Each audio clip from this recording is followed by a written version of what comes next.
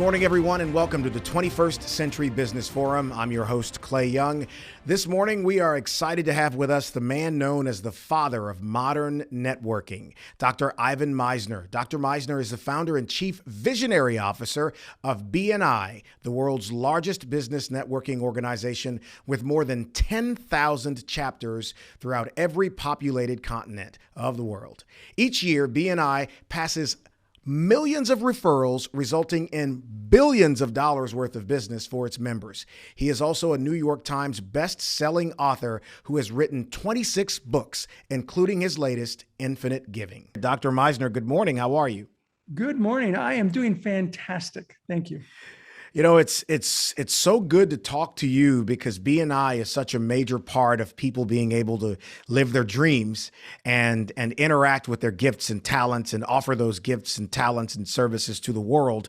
So I want to talk about that, but obviously we're in the era of coronavirus and the COVID-19 impact on everything that's going on. Are businesses relaxing their networking efforts right now? And if they are, is that a bit of a mistake? Yeah, well, the businesses that aren't very smart are relaxing their networking efforts. I mean, a lot of people, especially in the beginning, which I always find interesting. My experience in running this network for almost 37 years is that when difficult times occur, people either get frozen by fear or they get focused by fear. And it's the people who get focused by fear. And listen, we've been living through some fearful times. The COVID virus has impacted a lot of businesses, but the ones who have gotten focused by that fear and recognize that today more than ever, they need their network. That the last thing you should do is abandon your network when you're going through difficult times. Instead, you want to embrace your network, immerse yourself in your network, and re-engage if you've started to back off. You want to re-engage with that network. Otherwise, you're going to struggle. And it's already a struggle enough. But if you let your network lapse, you're going to be in worse times, not better. What does engage your network mean? First, I think it begins with the right mindset. And to me, the right mindset begins with the understanding that I believe that hope is more powerful than fear. That a belief in what one can accomplish, even during difficult times, it's got to start with that. So a hope plus a plan, plus taking action. That's what you need to do. So what's that look like in terms of engaging your network? That means that you should be doing more networking than ever. And yeah, it's by Zoom or by Skype or by telephone, more than, maybe possibly in person, although it's opening up. It's a lot more open than it was, but still, having the opportunity to connect with people by Zoom is fantastic. I mean, think about this. What if this had happened in 1990 or 2000, even 2010? The technology wasn't what it is today. What if it had happened 10, 20 years ago? We'd all be in big trouble. So look at the fact that luckily this happened when we had technology in place that we could do something about it. And doing something about it means being engaged with your network. Go to networking meetings. BNI had pivoted to online. Do one-to-ones with people online. Sit down and do meaningful one-to-ones. And if you want to talk about what a meaningful one-to-one is, I'd be happy to talk about that. But you do meaningful one-to-ones so that you can refer people, so they can refer you, so you can get some good ideas. Here's one example of what I'm talking about. We had a furniture repair shop in the United States that when COVID hit, they were not an essential business. They had to lay off all their employees. Furniture reupholstery shop. And they did a one-to-one with, they were both BNI members, one-to-one with another BNI member. And the BNI member said, "You have a lot of cloth there in the shop, don't you?" And she said, "I literally have tons of cloth." And now this was in like March of 2020 when the US locked down. And nobody had masks. there was a shortage. And the other member said, have you thought about maybe becoming a COVID mask manufacturer? And she's like, no, I hadn't thought of that. So she made 100 masks. She gave them away to 50 people, 2 to 50 people with her business card. She said, one is a gift for you, because I know masks are hard to find. The other, I ask you as a favor, would you give it to a doctor, to a nurse, to a hospital, to a senior center, and tell them that I can make masks, I can make them quickly. She got so many orders, she was able to hire back all of her employees. and what a great story. This furniture reupholstery shop became a mask manufacturer. Hope is more powerful than fear. Hope is more powerful than fear. I love it. What have been some of your biggest takeaways about with networking during a pandemic? Yeah. So, the whole idea of getting frozen by fear was the first. I saw it again, and I've seen it in the past in recessions where people just get frozen and they don't act. Right now, the big thing, is Zoom fatigue. Oh, Zoom fatigue. Okay. Zoom fatigue. Buck up, Buttercup. I mean, come on. What do you want to do? Go bankrupt? It's like, this is great. Look at this interview. Okay, there might be glitches in the interview. There might be times where you don't hear, but this is fantastic. We can actually talk to each other in different locations, not just by phone, not just audio, but visual. Look at business. You can have a face-to-face one-to-one through two-dimensional one-to-one with people around the world. Is it as good as in person? Yeah, maybe not, but still, buck up. I think it's really important that we hold in our minds the vision of what we want to accomplish in life and in business. Hold the vision, not the obstacle. Too many people hold the obstacle. Oh, I'm tired of Zoom. That's the obstacle. Hold the vision. What's the vision? Well, I need to pay the mortgage. I want to be successful in what I do. I want to serve people. That's the vision. Don't hold the obstacle, hold the vision. I love that. Hold the vision, not the obstacle. Where'd that come from? Oh, I've heard,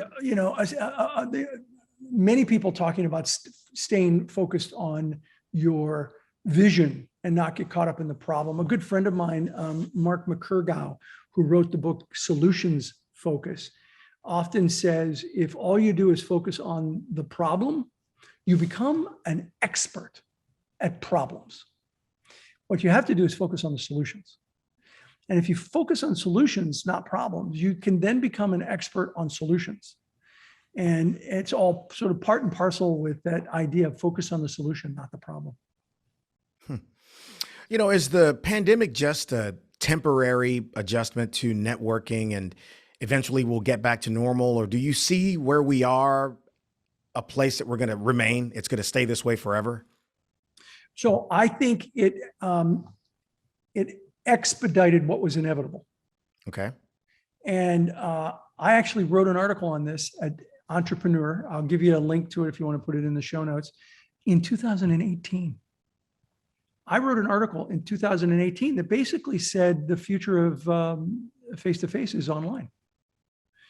And when I said this in BNI, the network I started, which is a in-person network, and when COVID hit, we had almost 10,000 chapters who met every week in person. And we had to pivot 10,000 chapters to online. But I had been talking about this for almost 3 years. I started talking about it in 2018, where I said, technology is advancing at such a rate that it is inevitable that in-person networks are going to meet online.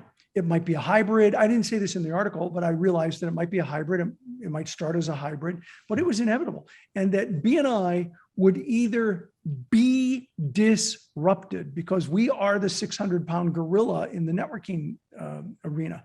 We're either going to be disrupted or that we would lead the disruption. And I wanted to lead the disruption, not be disrupted. And there are many big companies that have been disrupted over the years. Clay, Kodak invented the digital camera. They owned the patent on the digital camera. But their executives said, well, we don't want to interfere with our film processing business. And besides, who's going to ever look at photographs on a computer? How'd that work out for them? Not so well. And so I don't want to be Kodak. I don't want to be these other companies like Blockbuster that were disrupted by technology. I want to lead the disruption. So I wrote this article in 2018. I think we're going to get there faster than I anticipated, but that this transition is inevitable. By the way, we did a survey in BNI about online versus in person. And a year and a half ago, if we would have asked this question, do you want to meet online? I am virtually positive, based on my conversations with people, that 98.9% of the membership would have said no, in person. We did a survey of 2,300 of our members. Only 33% said we want to go back to meeting in person only. 16% said online only, and 51, just shy of 51% said we want a hybrid. We want a blend of meeting online several times a month and in person once or more a month. I think COVID has changed, has expedited the change that was inevitable. It's interesting that you make that comment and give that analysis, because it kind of leads to where I'd like to go next. At some point, we're going to return to in-person networking in a big way. What do you recommend for business owners?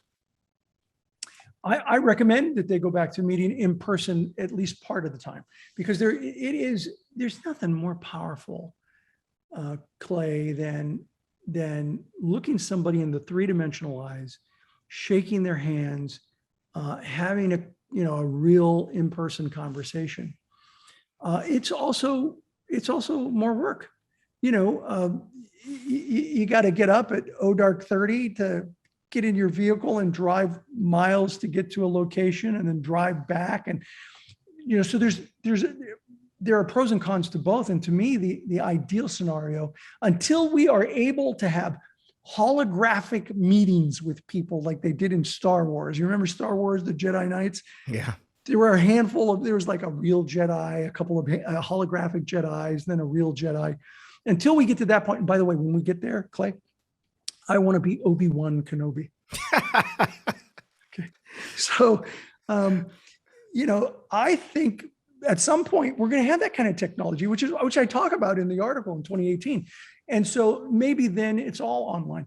But until then, I think a hybrid is the perfect solution, because you are meeting in person and you're meeting online, which is really easy. You roll out of bed, comb your hair, you can show up in sweatpants, nobody knows. And, you hold your meeting. You've talked about being mentally nimble, and our audience is business people. Our audience is people who are either in business or trying to get there.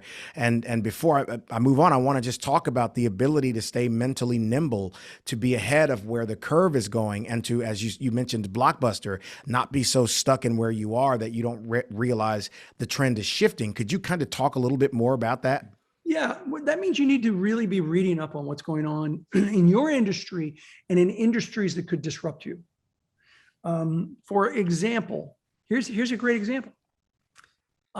Sears. Now, you might be too young to remember the Sears catalog, Clay. Nope, I'm very much aware of it. Right. used to get them at the house, so yes. Yes, the Sears catalog. And for those of you who don't know what we're talking about, Sears was a much, much larger retailer than they are now. And they used to, for more than 100 years, they had this catalog. It was like that thick, and it had everything you could imagine in it. And they would mail it to your house, and you could order from the Sears catalog, and things would be then shipped to you. Sound familiar at all? Well, Sears decided that the catalog business was dying. And in 1993, they shut down their catalog. Amazon incorporated in 1994. Mm-hmm. Sears could have been Amazon. If someone in their company had said, hey, hang on a second. Catalog business is dying. I recognize that. That's the obstacle. What's the vision? Deliver our products directly to the individual. There's this new technology, this internet thing. Maybe we should spend some time and money looking into that. So that's what I'm talking about by being nimble. Take a look at what's coming out. And you don't even have to be ahead of the curve. At least be with the curve. If you're ahead of it, then you may have a chance of being the industry leader. But if you want to die, be behind the curve.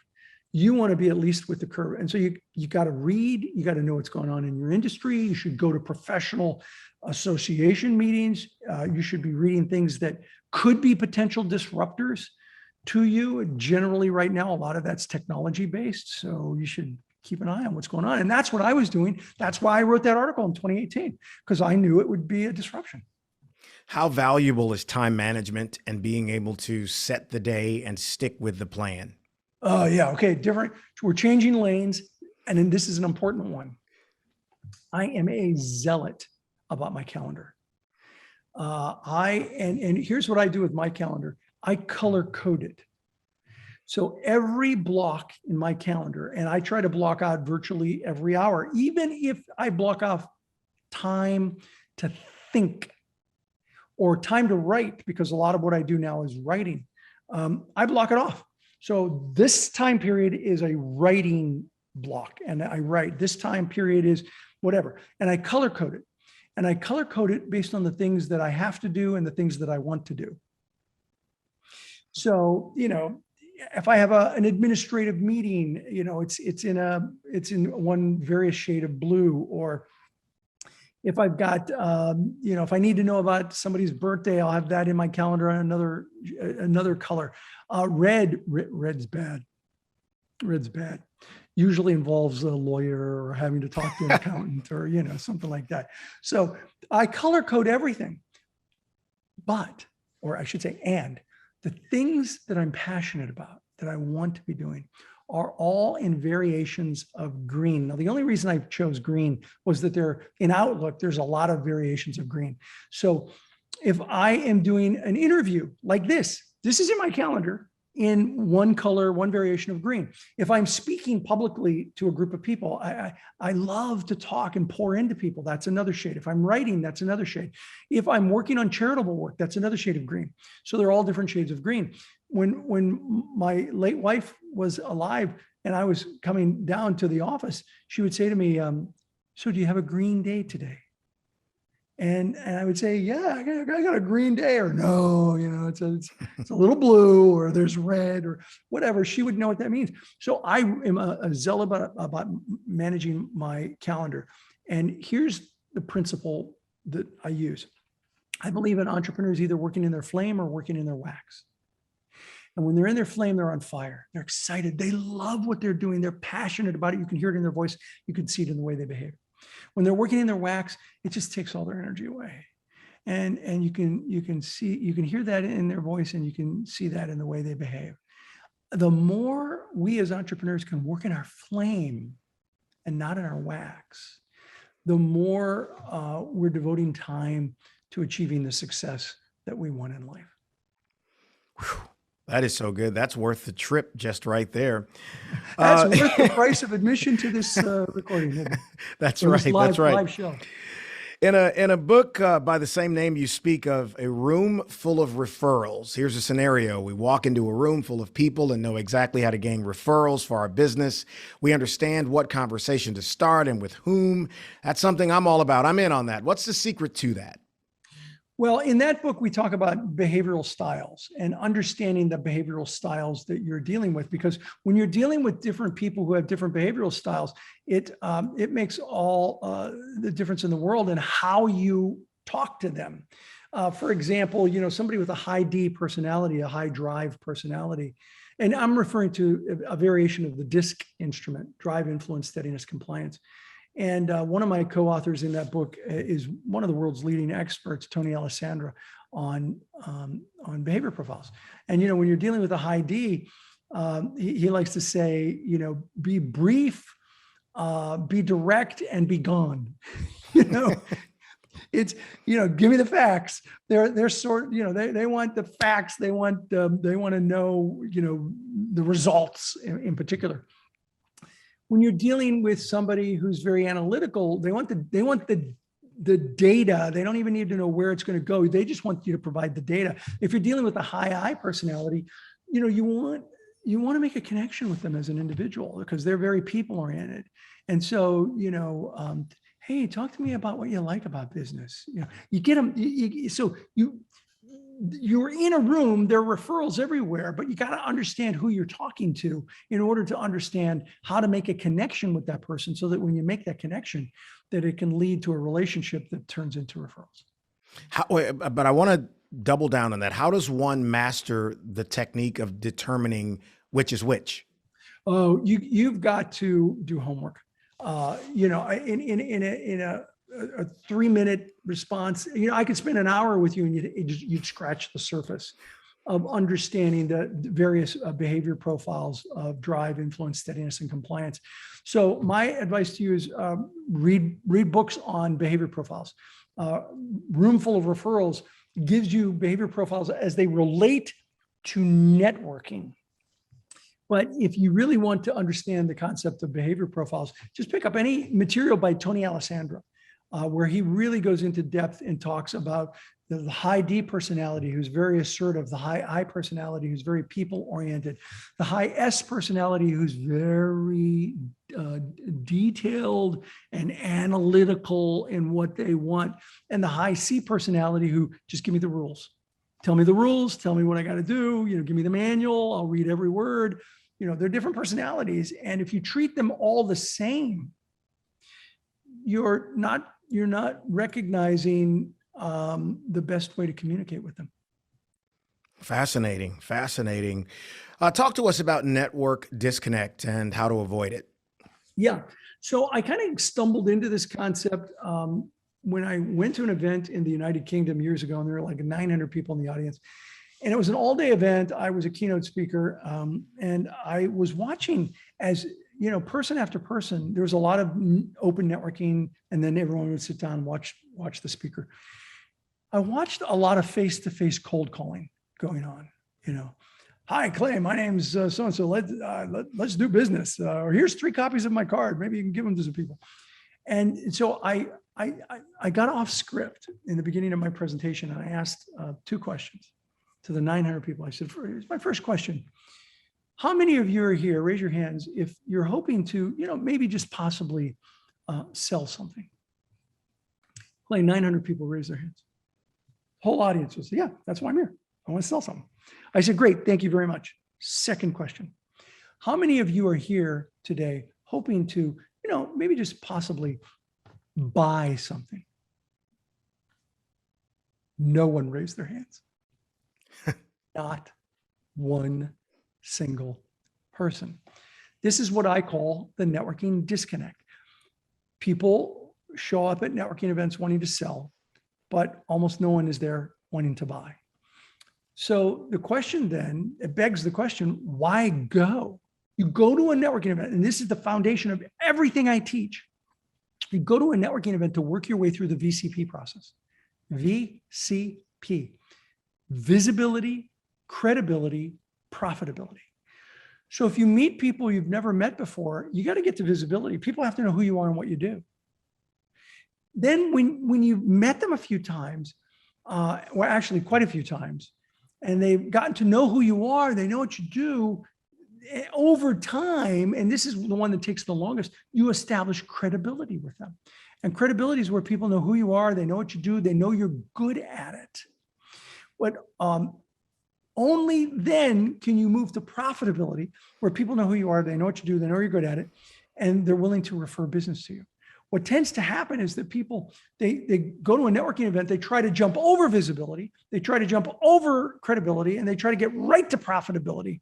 And in one of my books, Clay, we call that premature solicitation. which you don't want to say fast 3 times, it'll get you in trouble. And that's the networking disconnect. So you should not be going to networking meetings to sell. You should be going to networking meetings to build relationships, because networking is more about farming than it is about hunting. It's about cultivating relationships. It's about moving through the VCP process: visibility, credibility, profitability. Let me ask you this question. I want to trail that just a bit. Instinct is an important factor in doing business. You have to have intellect, you have to study, you have to be prepared, you have to know your market, know your product or service and all of that. But there is an amount of instinct that goes along with it, especially with what you are describing right now. Could you speak to me about developing an instinct to where when you walk into a room, whether you are judging personalities or understanding VCP, how everything works? What's the value of instinct in networking? Listen, I'm a believer in use of instinct, but I think instinct comes with effective instinct. Generally comes with experience, and instinct can be relied upon when you have a fair amount of instinct of experience in a particular area where that instinct kicks in. And you want to follow it. And you may not be able to pick up on exactly why, but all of the experience that you have had allows you to make a decision reasonably quickly about a situation. But I think if you have no experience, your instinct can be faulty. If you have no experience in managing people, none, your instinct you may be relying on experiences that don't relate to, I'll give you a real life example. I've never done this example on an interview, but here's a real life example of people who use instinct in the wrong way. When I promoted people, I don't run BNI now. I have a CEO who runs BNI, but I ran it for 30 years. And when I promoted people from a line position to a supervisory or management position, oftentimes I would see these people who got promoted becoming or really being very, very chummy with their employees. And I would say, look, you're in a supervisory position now. And so just be cognizant of the fact that it's a different professional relationship, and that friendship that you had when you were peers can actually create a problem when you are their boss. And most people were like, yeah, I kind of get that. I see that. And so you have this balancing act. But I had this one woman who went with her instinct. And she said, no.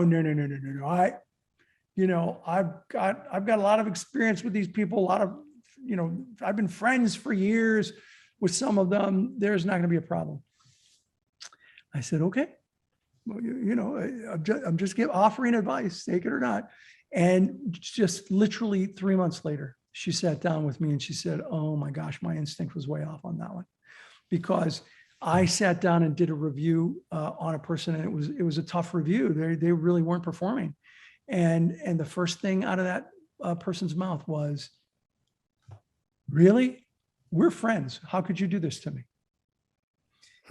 And so I think instinct is powerful. I use it a lot.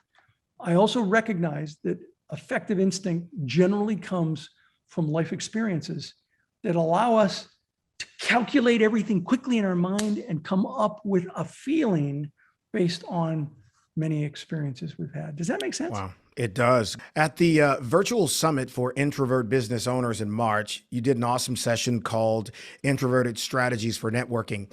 Some people might be surprised that you consider yourself an introvert.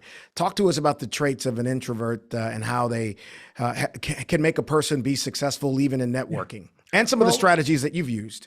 Yeah, well, let's talk first about me considering myself an introvert, because I did not. So I'll see if I can make this a short story.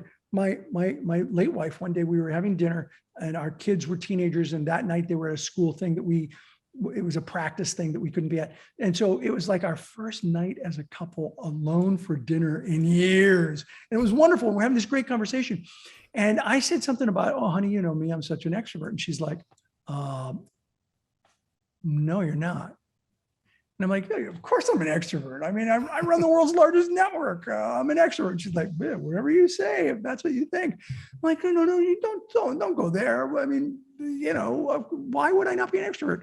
And so she starts telling me these habits that I have that are introverted. I'm like, yeah, okay, but you know, I'm a keynote speaker. I can't possibly be an introvert.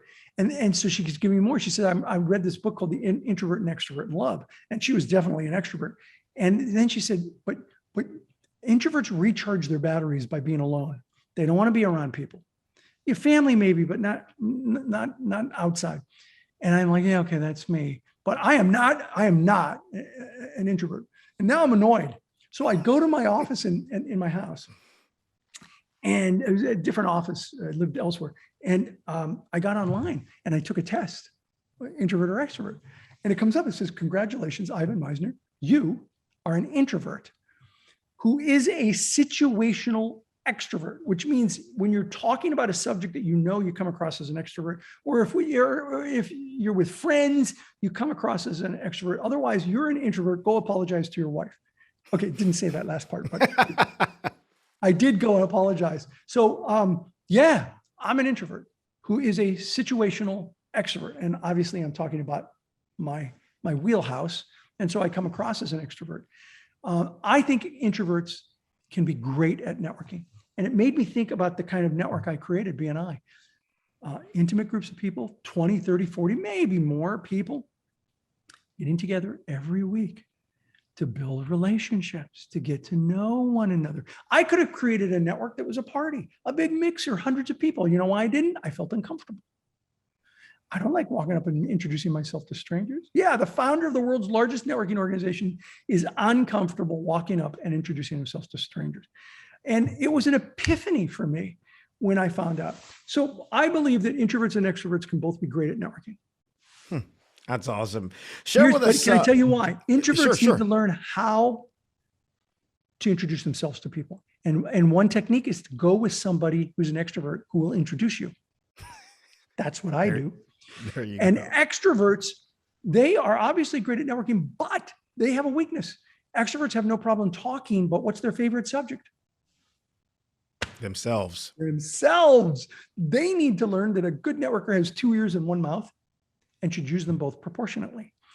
Introverts are great listeners. Extroverts aren't. Both have a strength, both have a weakness.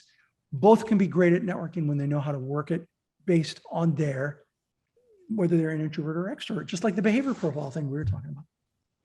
Awesome. Okay, final question. Share with us 3 final takeaways that you'd like to share with our viewers.